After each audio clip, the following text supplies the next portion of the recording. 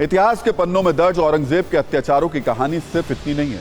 औरंगजेब के शासनकाल में भारत आए इटली के लेखक और खोजी यात्री निकोलो मनुची के मुताबिक मुगल बादशाह औरंगजेब ने अपने शासन में संगीत पर पाबंदी लगा दी थी। बादशाह की पाबंदी से परेशान कलाकारों ने एक दिन विरोध जताने की योजना बनाई। दिल्ली की जामा मस्जिद पर करीब 1000 संगीतकार इकट्ठा हुए। उन्होंने रोते हुए जुलूस निकालना शुरू किया।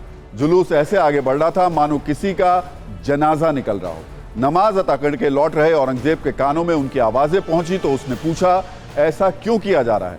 प्रदर्शनकारियों ने जवाब दिया कि आपने हमारे संगीत का कत्ले आम कर दिया है, अब हम उसी संगीत को दफनाने जा रहे हैं। इस पर औरंगजेब ने कहा, अगर ऐसा ही है तो कब्र जरा गहरी खोदना। औरंगजेब ने अपने शासन में कट्टर कानून लागू किए हुए थे। उसका मानना था कि कलाकार इस्लाम में बताए गए उसूलों का पालन नहीं करते, इसलिए उसने संगीत पर पाबंदी लगा रखी थी। मुगलकालीन पेंटिंग्स में औरंगजेब की कई तस्वीरें आपने देखी होंगी। इन तस्वीरों की रंग रोगन और चित्रकारी से धोखा मत खाइएगा, क्योंकि औरंगजेब सौम्य व्यक्तित्व वाला नहीं था।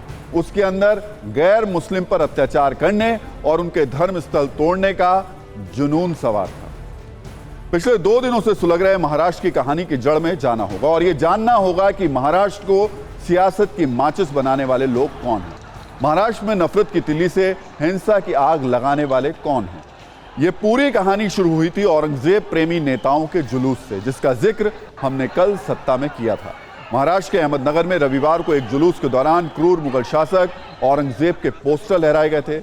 असदुद्दीन ओवैसी की पार्टी AIMIM के जिला अध्यक्ष सरफराज जहांगीरदार पर औरंगजेब के पोस्टर लहराने और मजहबी नारेबाजी के आरोप लगे थे और यहीं से महाराष्ट्र के माहौल में मजहबी जहर घुल गया और औरंगजेब के नाम पर अहमदनगर से लेकर कोल्हापुर तक में असामाजिक तत्व एक्टिव हो गए।